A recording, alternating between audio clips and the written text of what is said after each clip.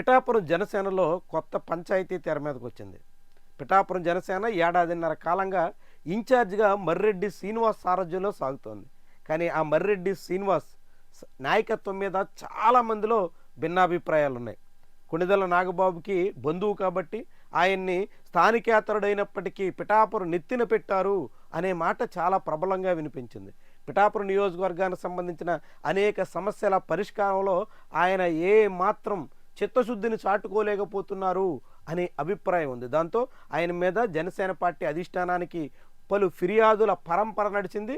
వీటన్నిటి క్రమంలోనే నెల క్రితం పవన్ కళ్యాణ్ మంగళగిరిలోని జనసేన పార్టీ కార్యాలయంలో నిర్వహించిన నియోజకవర్గ స్థాయి సమావేశంలో కొంత అసంతృప్తిని వ్యక్తం చేసినట్టు కూడా ప్రచారం సాగింది. అసంతృప్తిని వ్యక్తం చేయడంతో పాటుగా ఇక నుంచి మర్రెడ్డి శ్రీనివాస్ ఒకరే నియోజకవర్గ ఇన్ఛార్జ్ కాదని 5 మెన్ కమిటీ ఏర్పాటు చేయబోతున్నట్టుగా ప్రకటించారు. ఆ 5 మెన్ కమిటీలో మర్రెడ్డి శ్రీనివాస్కి తోడుగా పార్టీ జిల్లా ప్రెసిడెంట్గా ఉన్న తుమ్మల బాబు, కాకినాడ ఎంపీ తంగెళ్ల ఉదయ శ్రీనివాస్, మాజీ ఎమ్మెల్యే పెండెం దొరబాబు, వీళ్ళందరికీ తోడుగా పవన్ కళ్యాణ్ వ్యక్తిగత కార్యదర్శిగా పనిచేసే పిడుగు హరిప్రసాద్, వీళ్ళందరూ ఈ కమిటీలో ఉంటారు అన్నట్టుగా ప్రకటించారు. దాంతో మర్రెడ్డి శ్రీనివాస్కి చెక్ పెట్టేసినట్టేనా అనే ప్రచారం సాగింది. మర్రెడ్డి శ్రీనివాస్ స్థానంలో పెండెం దొరబాబుకి అవకాశం ఇవ్వబోతున్నారు అనే ప్రచారం సాగింది. వీళ్ళిద్దరూ కాకుండా తుమ్మల బాబు నేరుగా పిఠాపురం ఇన్ఛార్జ్ కూడా అయ్యే అవకాశం ఉండొచ్చు అన్నట్టుగా కొన్ని కథనాలు వచ్చాయి. వీళ్ళందరూ కాదు, నేరుగా ఎంపీ తంగెళ్ల ఉదయ శ్రీనివాస్కే మళ్ళీ పిఠాపురం సారథ్యం అప్పగించబోతున్నారు అనే చర్చ కూడా సాగింది. ఇలా అనేక మంది పేర్లు ప్రచారంలో రాగా చివరికి హరిప్రసాద్ తాజాగా చేసిన ప్రకటన ఇప్పుడు మరొక ఆసక్తికరమైన చర్చకి ఆస్కారం ఇచ్చింది. ప్రస్తుతం పిఠాపురం నియోజకవర్గంలో మత్స్యకారులు చాలా తీవ్ర స్థాయిలో ఆందోళన వ్యక్తం చేస్తున్నారు. వాళ్ళ నిరసనల విషయంలో మర్రెడ్డి శ్రీనివాస్ సమర్థవంతంగా వ్యవహరించలేకపోయారన్న అభిప్రాయం ఉంది.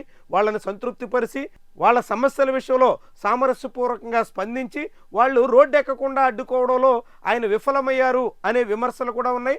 అయినప్పటికీ మర్రెడ్డి శ్రీనివాస్ని ఇన్ఛార్జ్ హోదా నుంచి తప్పించడం లేదు అన్నట్టుగా హరిప్రసాద్ స్పష్టత ఇచ్చేశారు. దాంతో ఇప్పుడు పిఠాపురం ఇన్ఛార్జిగా మర్రెడ్డి శ్రీనివాస్ కొనసాగుతారు అనే ప్రచారం మళ్ళీ ఊపందుకుంది. గడిచిన కొంతకాలంగా 5 మెన్ కమిటీ ఆధ్వర్యంలో పలు కార్యక్రమాలు సాగుతుండగా ఇప్పుడు హరిప్రసాద్ చేసినటువంటి ప్రకటన కొత్త చిచ్చు రాజేసేలా కనిపిస్తోంది. అధ్యక్షుడి సమక్షంలో తీసుకున్న నిర్ణయం ప్రకారంగా 5 సభ్యులతో 5 మెన్ కమిటీ సాగాల్సి ఉండగా వాళ్ళెవరూ కాదన్నట్టుగా హరిప్రసాద్ కేవలం మర్రెడ్డి శ్రీనివాస్ మాత్రమే ఇన్ఛార్జ్గా ఉంటారు అనే రీతిలో చేసినటువంటి ప్రకటన కలకలం రేపుతుంది. ఇప్పటికే పిఠాపురం జనసేనలో పలు శిబిరాలుగా కనిపిస్తోంది, అనేక వర్గాలుగా సాగుతుంది, ఎవరి దారి వాళ్ళదే అన్నట్టుగా నడుస్తోంది. ఇలాంటి సమయంలో అందరినీ సమన్వయం చేయాల్సినటువంటి బాధ్యత తీసుకోవాల్సిన పార్టీ నాయకత్వం అందుకు విరుద్ధంగా నెల క్రితం 5 మెన్ కమిటీ అని, ఇప్పుడు మళ్ళీ మర్రెడ్డి శ్రీనివాసేనని ఇలా గడిగడికి మాటలు మార్చుకుంటున్నటువంటి వైనం ఆ పార్టీని తీవ్రమైనటువంటి సమస్యల్లోకి నెట్టేసే ప్రమాదం కనిపిస్తోంది. నాయకత్వం విషయంలో పూర్తి స్థాయి స్పష్టత లేకుండా ఒక్కొక్కసారి ఒక్కొక్క మాట అన్నట్టుగా మాట్లాడుతున్నటువంటి వైనం మీద అందరూ విస్మయం వ్యక్తం చేస్తున్నారు. జనసేన పార్టీని పిఠాపురంలో పూర్తిగా పటిష్టం చేయాలని, అదొక పవన్ కళ్యాణ్కి కంచుకోటలా మార్చాలని ఆ పార్టీ శ్రేణులు చాలామంది ఆశిస్తుంటే నాయకత్వ వ్యవహార శైలి అందుకు భిన్నంగా ఉందా అనే అనుమానం కలుగుతోంది. నాయకత్వంలో ఉన్నటువంటి వర్గ పోరు మూలంగానే నియోజకవర్గంలో అనేక సమస్యలు తలెత్తుతున్నాయి అనే అభిప్రాయం ఉంది. ఆఖరికి పిఠాపురం నియోజకవర్గ కార్యాలయం పిఠాపురం నుంచి చేబ్రోలుకి మార్చడం మీద కూడా మర్రెడ్డి శ్రీనివాస్ అనేక ఆటంకాలు పెట్టారు.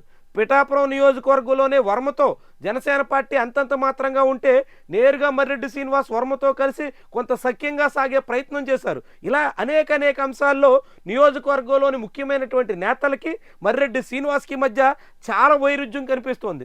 అయినప్పటికీ మర్రెడ్డి శ్రీనివాస్ మాత్రమే అక్కడ ఇన్ఛార్జిగా ఉంటారని అంతకుముందు అధినేత ప్రకటించిన 5 మెన్ కమిటీ పేరుకే అన్నట్టుగా హరిప్రసాద్ చేసినటువంటి ప్రకటన ఇప్పుడు మరొక కొత్త సమస్యను తెర మీదకు తీసుకొస్తుంది. నియోజకవర్గంలో జనసేన అస్పష్టంగా ఉన్నట్టు చాటుతోంది. ఆ పార్టీ అస్పష్టత బలపడాల్సినటువంటి సమయంలో మరింత సమస్యలు కొని తెచ్చుకునే దానికి దారితీస్తున్నట్టుగా భావించాల్సి ఉంటుంది. మరి ఇలా ఎన్నాళ్ళని ఆ పార్టీ కుంటుతూ మూలుగుతూ సమస్యలతో సతమతమయ్యే పరిస్థితిని కొని తెచ్చుకుంటుంది? ఎంతకాలం పాటు ఈ రీతిన సాగుతుంది? ఇది ముఖ్యమైనటువంటి అంశం.